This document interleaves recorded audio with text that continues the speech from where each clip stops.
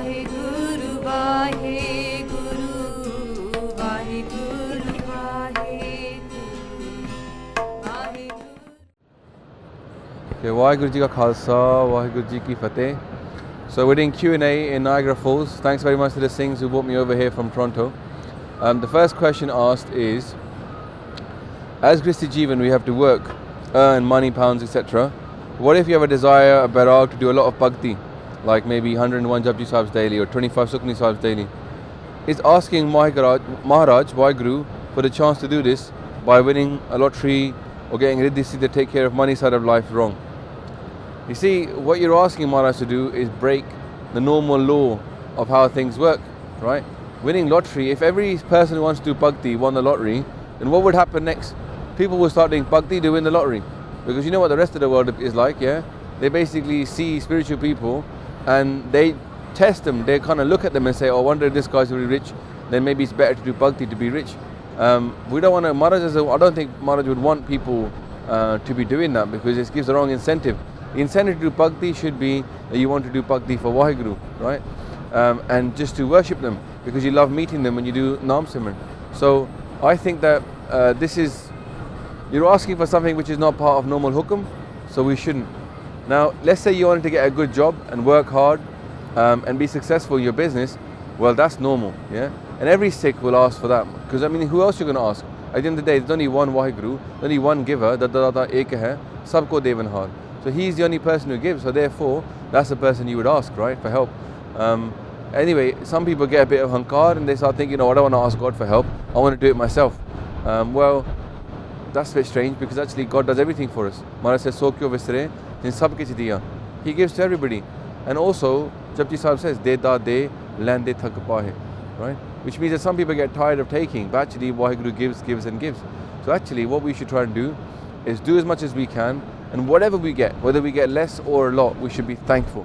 Yeah? The most key important thing for us is to be thankful all the time for what we get and have that attitude of thankfulness.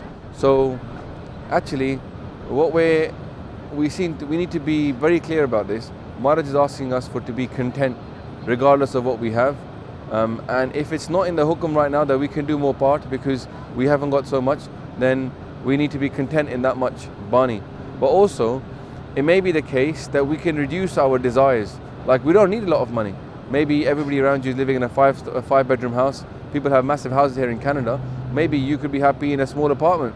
So it's up to you what you choose to do. You may not be able to have as much as other people, but maybe if you get Naam Bhakti, it's the highest thing. So even Jetsri Ki War, Maharaj says quite clearly that even if I had a broken down house, ripped up clothes, but even then if I had Waheguru in my heart, then that person, Maharaj says, is the highest. He just said dust of that person's feet will save people. So we need to understand that most of our Mahapurukhs in this world actually left the pursuit of money for the sake of the pursuit of God. So having enough to eat, having enough to survive is more than enough because bhakti is far higher than that. So I think that people need to look at what they're asking for and see whether they're asking for too much maybe. Because at the end of the day, we out here in the West, we're already in the top 1% in the world, to be honest. If you're going to say top 1% or 5%, we are already there. But most people assume that the rich people are there. But richness is relative, right? Go look at Cambodia. You'd be people sitting there trying to get a little bit of food, some rice, just to survive the day. And then we look at ourselves and we've got like massive houses, cars, and we're living it up, man. And actually, we're still wanting more. So Maharaj is saying, no, Pukya Pukna Utri Je Banna Puriya Par. This book will never go. So Maharaj says, Bina Santok Nahi Ko Raje. So the only way to get Santok ready is Naam. Deho Naam Santokhiya Utre Man Ki Puk.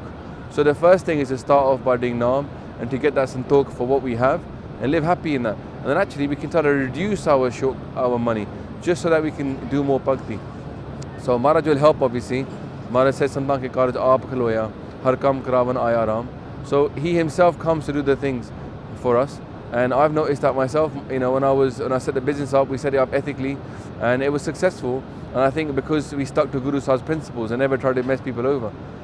But at the same time, I don't think we should be asking to win the lottery just so we can do more bhakti. I think that's it's wishful thinking, but it will set the wrong incentive up.